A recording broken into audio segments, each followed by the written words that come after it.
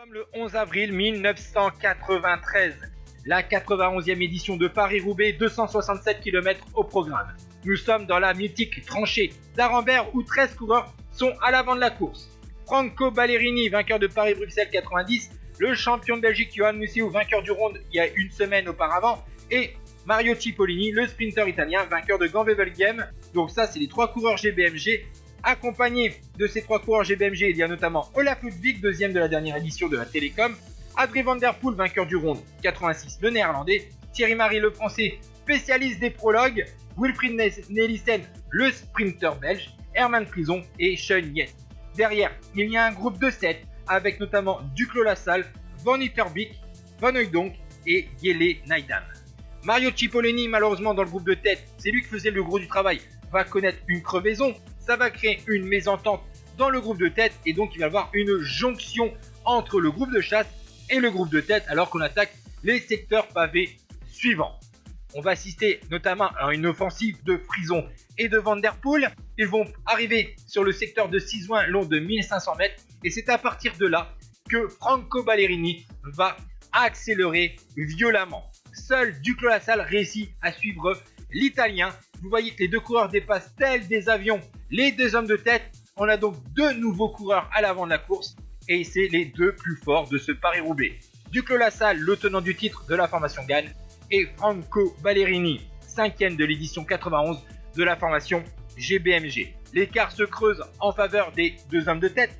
Derrière, on a un quatuor avec Johan Museeuw, le champion de Belgique, mais lui il ne donne pas de relais dans le groupe de chasse, puisque devant il y a son leader Franco Ballerini, il y a Van der Poel, Van Hooydonck et Olaf Ludwig, le sprinter allemand, à une quarantaine de secondes derrière le duo de tête. Voilà, maintenant 44 secondes d'avance en faveur de Ballerini et Duclos Lassalle sur Museeuw, Van der Poel, Van Hooydonck et Ludwig. Et cet écart va continuer à se creuser puisque Ballerini vole littéralement sur les pavés, mais Duclos Lassalle lui s'accroche dans la roue de l'Italien. A noter que Gilbert Duclos Lassalle a connu une édition de Paris-Roubaix délicate qu'il a crevé sur le premier secteur pavé. Il a été ramené par Capel, Gouvenou, Le Marchand et Casado sur le peloton. Ensuite, lors de la tranchée d'Arambert, il a chuté. Il a réussi à revenir sur le groupe de tête et maintenant il a résisté à l'accélération de Ballerini dans le secteur de Sizouin. L'Italien fait le gros du travail sur les 25 derniers kilomètres.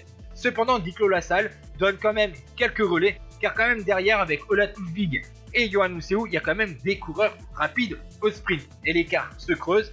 Bientôt 2 minutes d'avance alors que nous sommes dans Roubaix. Maintenant, les deux hommes rentrent dans le vélodrome de Roubaix. Ballerini va mener sur le premier tour de ce vélodrome et on va assister à un sprint. Et Ballerini pense s'être imposé devant Duclos Lassalle.